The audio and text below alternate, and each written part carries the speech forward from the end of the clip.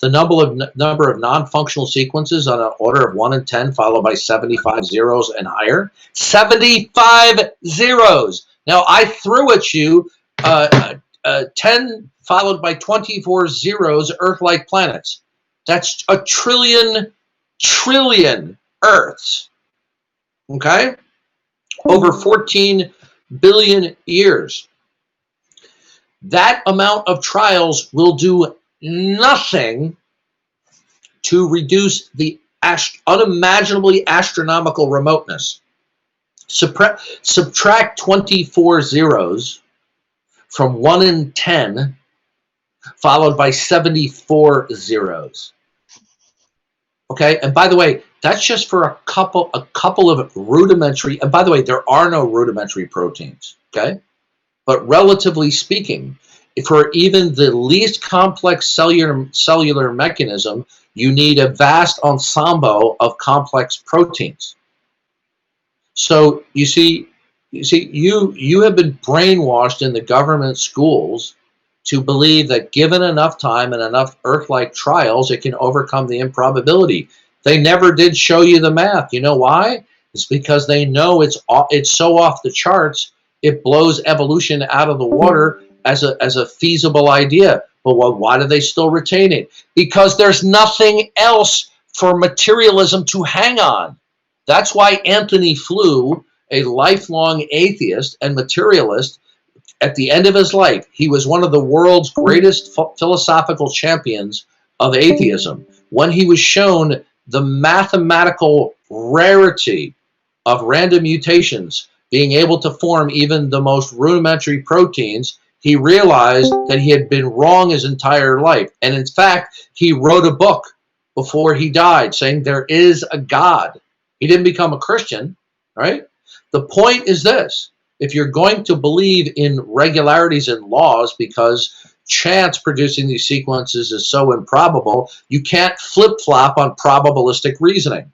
It is undeniable that the nucleotide sequences for the genome of the animal kingdom, do you know that it far surpasses the protein coding regions? Do you know that proteins is only one hurdle that you have to get through?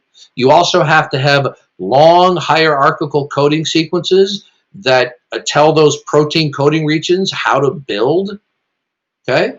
You see, the scientists, do you know that the top scientist for the Human Genome Project, his name is Francis Collins, who's a professing Christian and a devout evolutionist.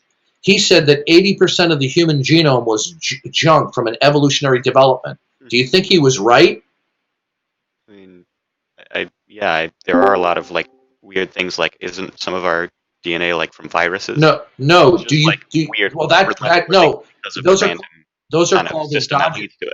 Those are called endogenous retroviruses, but that's a claim. Now, was Francis Collins right when he and other scientists several years ago said that 80% or more of the human genome is junk? I mean, I don't know about the exact number, but okay. All right, hold on a second. Likely. All right, let me give you a comparison. No, it's not possible because there's ongoing research. Look up the ENCODE project, where they found out that large chunks of the DNA that doesn't code for protein is extremely important, having regulatory functions, including embryological development. Do you know that when they blocked out certain coding regions and the non-protein coding regions for chicken embryological development, it stops development? So the protein coding regions is only a small part of the blueprint for complex anatomy and physiology. The point is, proteins is only one astronomical, insurmountable hurdle that you have to get through. What about the rest of the genome that codes for highly regulatory functions, okay? Telling proteins when to divide, when to split, when to stop. Do you know what cancer is? Yep. Cancer is cells replicating run amok, okay, and not according to the blueprint, right?